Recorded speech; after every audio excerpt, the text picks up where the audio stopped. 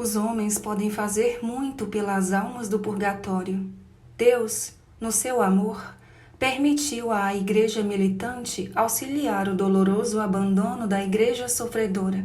Cada Santa Missa, pensamento, oração, sacrifício ou renúncia oferecidos nesta intenção têm uma grande importância para as almas do purgatório, pois, como o alimento é indispensável para o corpo, assim também a oração pela alma penitente.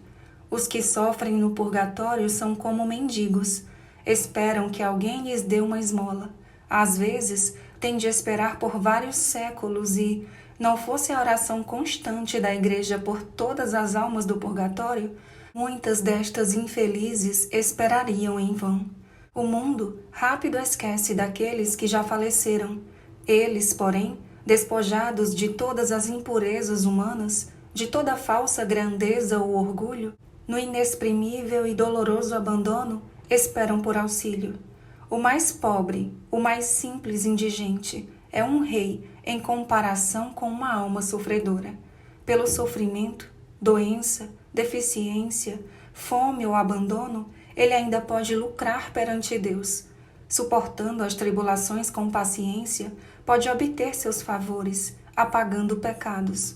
Uma alma do purgatório está à mercê da esmola, do amor e da memória das pessoas vivas, auxílios que ela mesma não pode reclamar.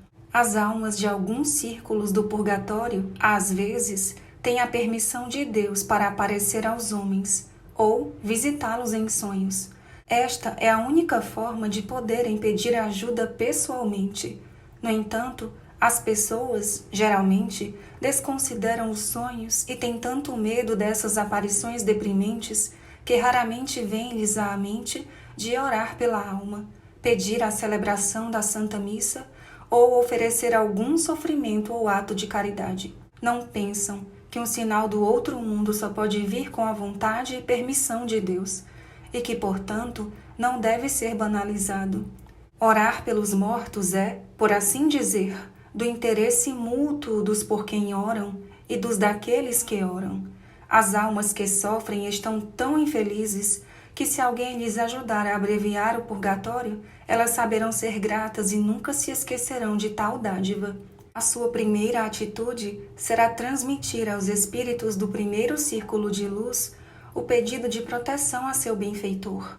Os espíritos superiores transmitem tal pedido para o círculo seguinte e, como o vento nas cordas, a petição passará por todos os círculos do céu, até chegar ao trono do Altíssimo. As almas salvas, como espíritos luminosos, podem ser muito úteis ao homem em várias questões espirituais e até materiais. Nada pesa tanto para uma alma do purgatório quanto a amargura ou o ódio dos que ainda ficaram na terra. Ao contrário do benefício mútuo da oração oferecida pelos falecidos, tal ódio traz danos recíprocos, pois ninguém que alimentava o ódio no coração, mesmo que fosse ódio motivado pelo mal sofrido no passado, não verá o Criador, antes de suportar os mesmos tormentos que causou a alma daquele culpado. O perdão concedido aos mortos, por amor a Deus e ao próximo, traz um grande alívio à alma sofredora e, ao mesmo tempo, proporciona aos vivos as bênçãos de Deus. Portanto, é necessário perdoar tudo durante a vida, para que após a morte tudo seja perdoado a nós. A mais misericordiosa, mais terna, mais poderosa advogada das almas sofredoras no purgatório é a Santíssima Virgem Maria. A sua compaixão se inclina sobre este terrível caldeirão de tormentos inefáveis, e o seu boníssimo coração, embora se abaixe perante a justiça de Deus, se compadece destes infelizes e intercede por eles incessantemente. Graças a privilégios excepcionais, ela tem o poder e o direito de libertar algumas almas do último círculo do purgatório, nos dias de suas festas mais importantes, ou alcançar a passagem para um círculo mais leve aos que permanecem no mais severo. Existe um dia maravilhoso no ano, quando os tormentos de todo o purgatório estão suspensos. É o dia de finados. Em todos os inúmeros círculos, em todos os níveis e graus, como num abismo de uma gigantesca mina de tormentos sem fundo, acontece festiva paz e silêncio. As almas descansam, não sofrem. Como um fluxo de um ar puro, elas são refrescadas pela oração intensa e comum da igreja militante. Que alívio, que trégua misericordiosa! Todo o mundo cristão, numa grande explosão de compaixão, saudades e amor, pede ao céu a graça da luz eterna para os mortos. Mesmo aquelas pessoas que geralmente não se lembram dos mortos, naquele dia vêm ao cemitério fazer pelo menos uma oração, acender pelo menos uma velinha.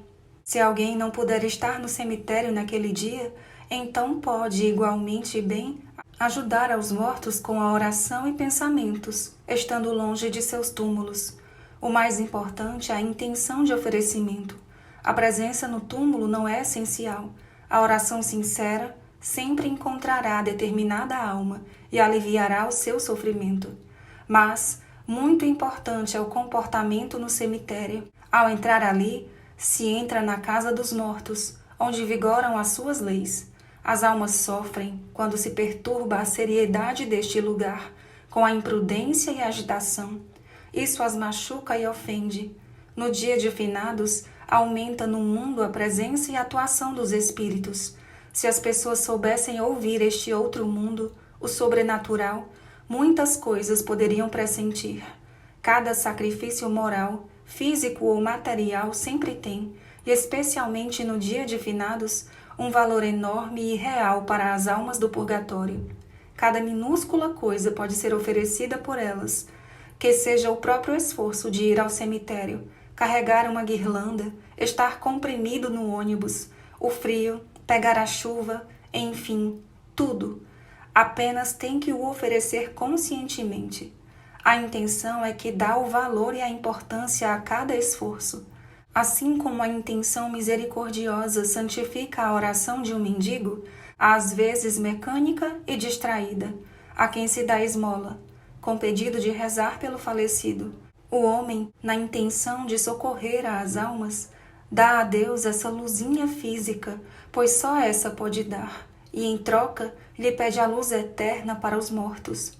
Deus aceita tal sacrifício e faz a troca da luz física pela luz espiritual, com a qual ilumina as trevas atormentadoras das almas. Existe, pois, alguma conexão misteriosa entre tal luzinha, santificada pela intenção, e as trevas da vida após a morte. Pode-se oferecer a dor física pelas almas do purgatório. Conheço um caso, quando algumas pessoas se ofereceram sofrer no dia de finados, para aliviar as almas dos mortos. Embora até então todas estivessem perfeitamente saudáveis, no momento em que decidiram fazê-lo, desmaiaram ao mesmo tempo. Tiveram a dor de cabeça, dor de dentes, dor nas costas, dores nas articulações, cãibras, pontualmente, à meia-noite. Todas essas incomodidades simultaneamente recuaram. Sei dos meus santos guardiões que por tais sofrimentos, mesmo leves e breves, assumidos pelos vivos no intuito de ajudar as almas sofredoras, Deus, muitas vezes, reduz tormentos longos e severos aos falecidos.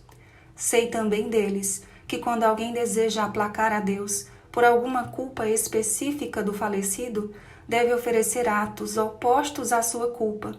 Assim, por exemplo, pelo avarento, a esmola, pelo ímpio, a oração sincera e fervorosa, pelo caluniador, o silêncio, etc. As crianças podem alcançar as mais numerosas graças para as almas do purgatório. O martírio, conscientemente ocorrido por amor a Deus, elimina imediatamente todas as punições do purgatório.